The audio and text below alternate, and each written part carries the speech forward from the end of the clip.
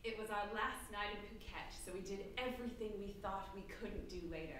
And magically, the last night in the paradise that was Patong Beach was the night we could finally try a Thai stick. So we hopped in a tuk-tuk with a Thai boy who rented jet skis. He took us to the outskirts of the city, and we were sure we'd never find our way back if anything went awry. We go to Licky Bar, he said. We smoke Thai stick. The name Licky Bar caused me and Aaron to exchange glances until we realized it was just a version of Liquor Bar. Spalding saw a girly show, so we were going to see one too.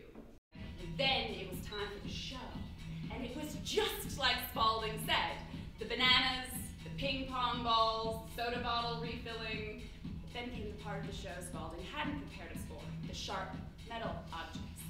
You like someone? The middle-aged woman asked me. Just looking, I replied. Let's get drinks, Mama said, and signaled the waiter. Bye for Mama, she said as she lit my cigarette. 3 shots of watered-down tequila appeared before I could say no. Mama took her shot, hovered, then left to talk to a white businessman who sat down on the other side of the room. Mama returned to finally do business. She was no longer the happy mother she'd been earlier in the evening. Her breath was as stale as her perfume. She treated me like she caught me stealing cookies, and I felt myself getting very sick. I handed her my credit card and paid for the countless number of cocktails, the pack of cigarettes we bought were there.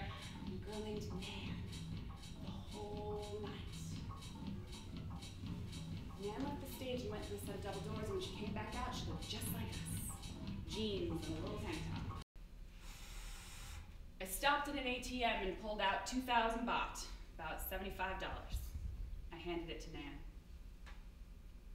This is for you, not for Mama. Promise to keep it. She nodded. I hugged her.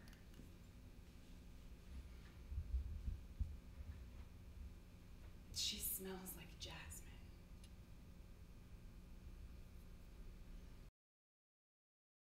In our hotel was a group of Aussie soldiers enjoying their vacation on Patong Beach. One evening by the pool, my Abercrombie model told me about his last tour in Afghanistan. They don't hate us there, not like they hate the Yanks. When we walk through the streets, the civilians cheer for us. We're protecting them from terrorists. I thought he seemed more like an actor who would be in a commercial for the army than a man who is actually in the army itself. Adam number 2 and I meet in a facility in Colorado Springs at the foot of NORAD and near Fort Carson, which has a sign saying it's the Army's best hometown. During one cigarette break, Adam makes an effort to talk to me. You some kind of artist? Yes. How did you know? The tattoos. And you seem like it. You a painter? No, I'm in the theater. Oh, you mean like Shakespeare? No, like experimental theater with media and stuff.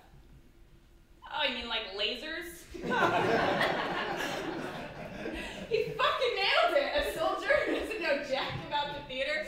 And I hate to admit it, but I did use lasers once. Yeah, sort of like that. Time's up, said the nurse, then ushers us back inside.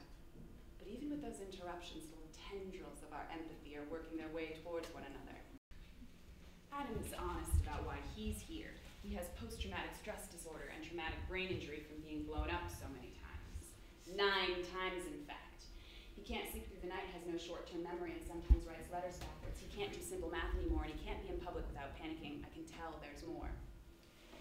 I downed 5 bottles of pills so the army would fucking pay attention.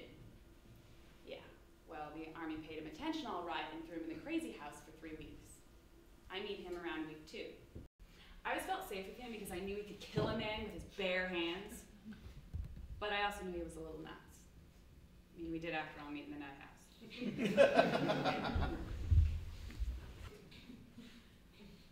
You know your head's on the chest of a murderer, right?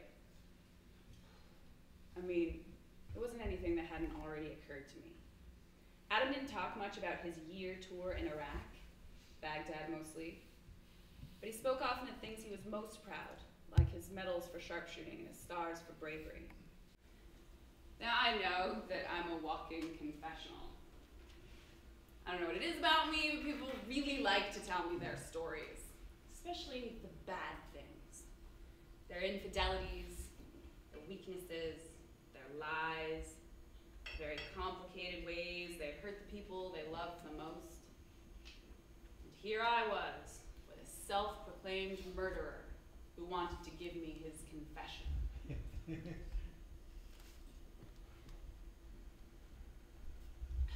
And I wanted to hear it. I can't sleep most nights.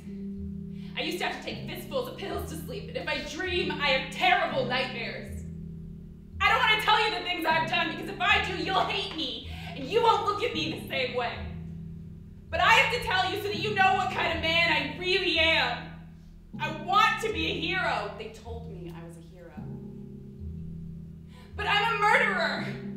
But you don't understand what it's like over there. We're under fire all the fucking time. We hide out on rooftops for days just waiting for some fucking Haji we're supposed to kill. And if we move, we know we'll be shot, and they fucking hate us over there. And we have these missions in trucks, and the trucks are blown up all the fucking time. When they were in this truck, and this Haji is walking across the street in front of me, he looks over at me, he looks me straight in the eye.